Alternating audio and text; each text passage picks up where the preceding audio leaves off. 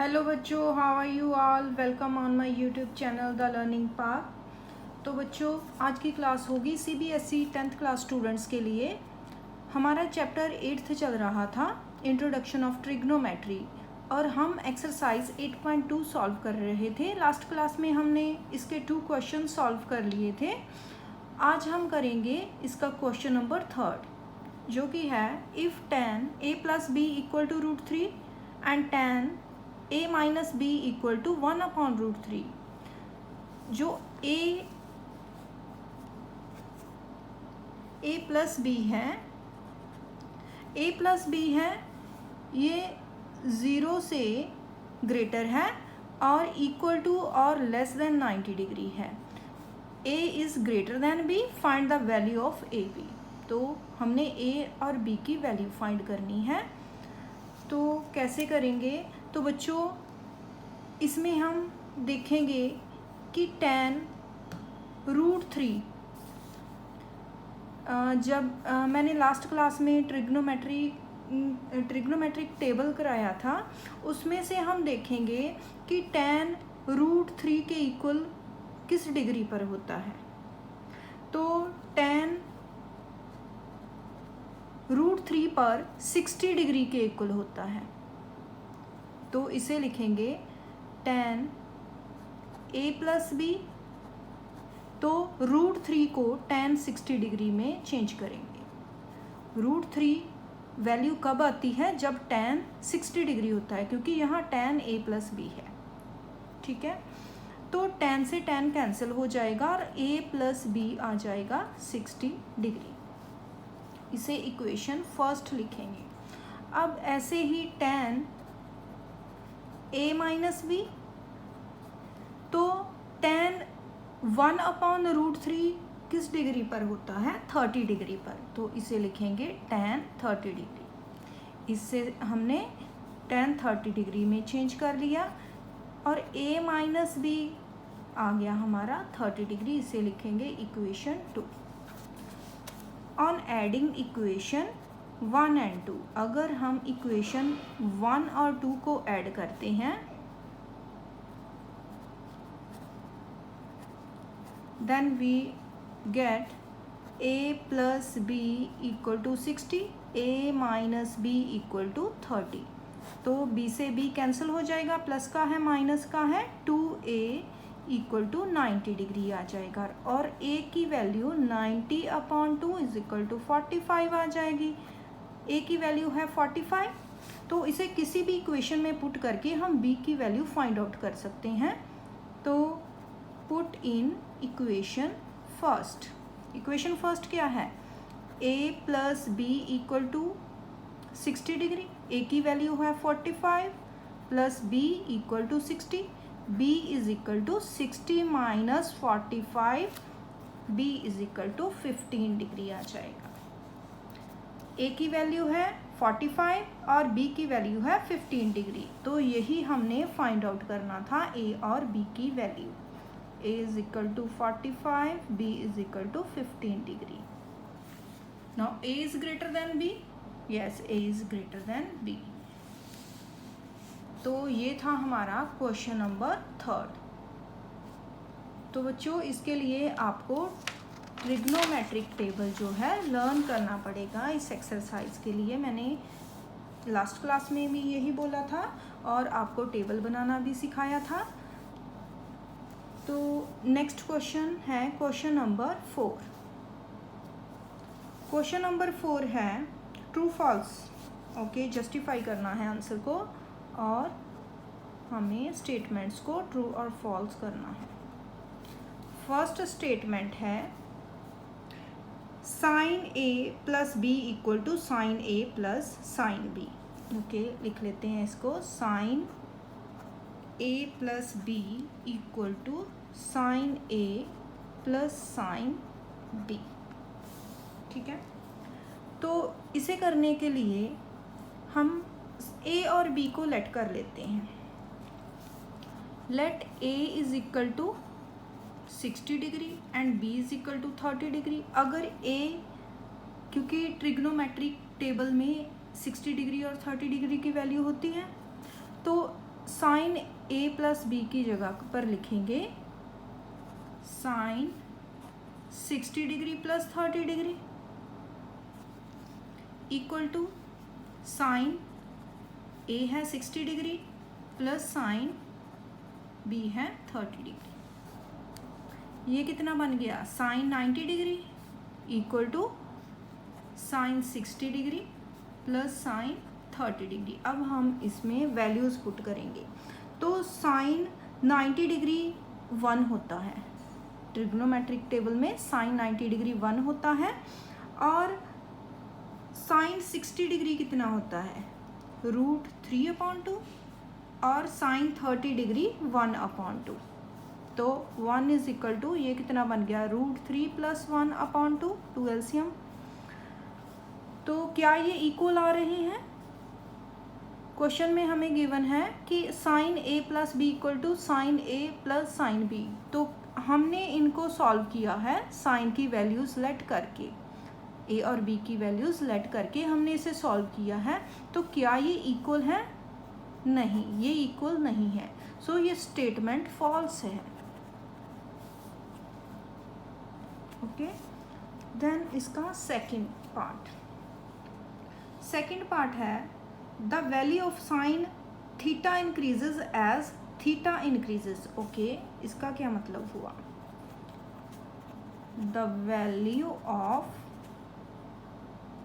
Sign theta increases as theta increases।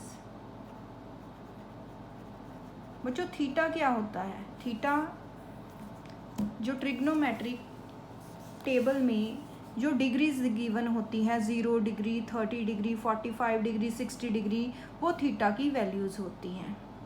तो sign की बात करते हैं, यहाँ साइन की बात की है। तो साइन 0 डिग्री पर, 30 डिग्री पर, 45 डिग्री पर, 60 डिग्री पर और 90 डिग्री पर कितना होता है साइन? साइन 0 डिग्री 0 होता है, 30 डिग्री पर 1/2, 45 पर 1/√2 और 60 डिग्री पर √3/2 और 90 डिग्री पर 1 होता है। ओके, तो अगर हम इन्हें सॉल्व करें तो क्वेश्चन में है the value of sine theta increases as theta increases. अगर ये डिग्री बढ़ती जा रही है, थीटा बढ़ता जा रहा है, तो वैल्यू भी साइन की बढ़ती जा रही है। फर्स्ट है 0, 1/2 क्या होगा, 0.5, 1/2 को सॉल्व करेंगे तो 0.5, तो 1/√2, 1/√2 की वैल्यू होती है 1.4 समथिंग। अगर इसे सॉल्व करेंगे तो ये आ जाएगा 0.7। ठीक है, 0.7 आ जाएगा। तो नेक्स्ट है √3/2, √3 की वैल्यू क्या होती है, 1/7 समथिंग। तो /2 करेंगे, ये आ जाएगा 0.8 समथिंग। तो 90 डिग्री की 1 है। तो बच्चों देखो 0 से 0.5, 0.7, 0.8 एंड 1, ये वैल्यू इंक्रीज होती जा रही है। सो ये स्टेटमेंट ट्रू है, इसे हम ट्रू लिखेंगे क्योंकि हमने प्रूव किया है कि जब थीटा की वैल्यू बढ़ती जा रही है तो साइन की वैल्यू भी इंक्रीजिंग ऑर्डर में है। ये था हमारा सेकंड पार्ट। करते हैं इसका थर्ड पार्ट।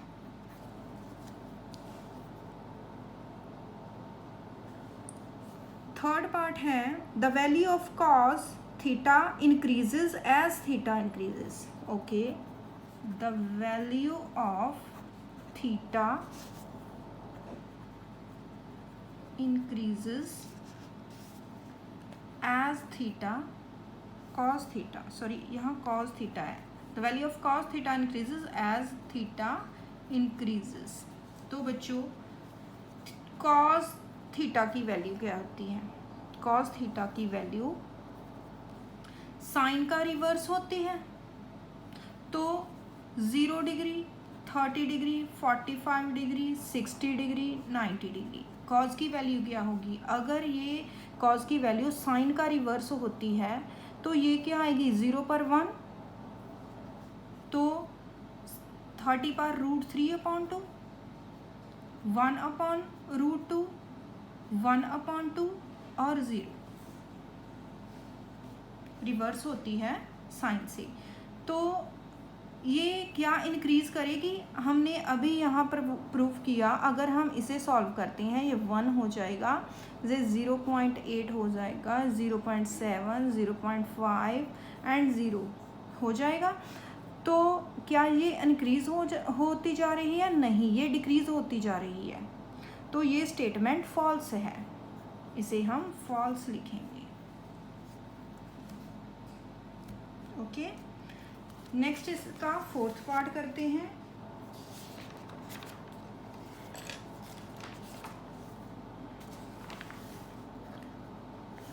फोर्थ पार्ट है इसका, फोर्थ पार्ट है sine theta is equal to cos theta. Sine theta equal to cos theta for all values of theta, for all values of theta. तो बच्चों अभी हमने टेबल में से साइन और कॉस की वैल्यू की, तो क्या ऑल वैल्यूज़ पर थीटा की ऑल वैल्यूज़ क्या है? 0, 30 डिग्री, 45, 60, 90, क्या ये इक्वल होते हैं? नहीं। हम इसे प्रूव करेंगे। साइन थीटा लिखेंगे और कॉस थीटा लिखेंगे। 0 degree, 30 degree, 45 degree, 60 degree, 90 degree लिखेंगे। तो साइन की 0 डिग्री पर वैल्यू क्या होती है? 0, 30 पर 1/2, 45 पर 1/√2, 60 पर 3/√2 और 90 पर 1। और कॉस की वैल्यूज़ का रिवर्स होती है, 1 होगी, √3/2 होगी, 1/√2 होगी, 1/2 और 0 होगी। तो क्या ऑल वैल्यूज़ पर, थीटा की ऑल वैल्यूज़ पर साइन और कॉस थीटा इक्वल हैं? नहीं है। 45 डिग्री पर ये इक्वल हैं, ऑल वैल्यूज़ पर इक्वल नहीं है। तो ये स्टेटमेंट फॉल्स होगी। ओके, फिफ्थ पार्ट देखते हैं इसका। इसका फिफ्थ पार्ट है cot is not defined for A equal to 0 degree. Okay, cot A is not defined.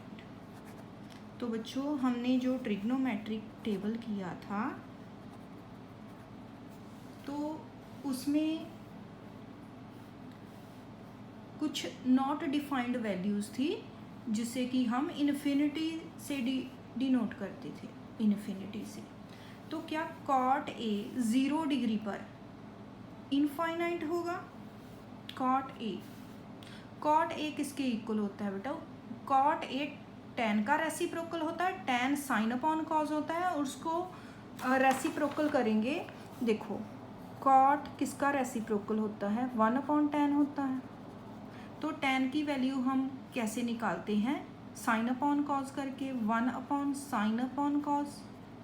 ये कॉस ऊपर चला जाएगा, कॉस अपॉन साइन होता है कॉट की वैल्यू। ठीक है, तो कॉस थीटा, यहाँ ए 0 डिग्री है, यहाँ कॉस ए है, तो ये कॉस ए अपॉन साइन ए आ गया। तो कॉस ए 0 डिग्री पर कितना होता है? कॉस ए 0 डिग्री पर 1 होता है, तो यहाँ 1 लिखेंगे। और साइन ए 0 डिग्री पर कितना होगा? साइन ए 0 डिग्री पर कितना होगा? 0। तो जब भी डिनोमिनेटर 0 आ जाएगा तो ये वैल्यू नॉट डिफाइंड हो जाएगी, क्योंकि कभी भी डिनोमिनेटर 1 तो हो सकता है लेकिन 0 नहीं हो सकता। इसलिए cot A is not defined for A 0 degree, ये ट्रू है। इसके साथ ही हमारी एक्सरसाइज 8.2 कंप्लीट होती है। तो आई होप आपको ये सारे सम समझ आ गए होंगे। तो बच्चों, जो बच्चे चैनल पर नए हैं, जिनको चैनल अभी अभी मिला है, तो प्लीज़ चैनल को सब्सक्राइब करें और बार बार एक्सरसाइज को रिवाइज करें और अच्छे मार्क्स स्कोर करें। Thanks for watching.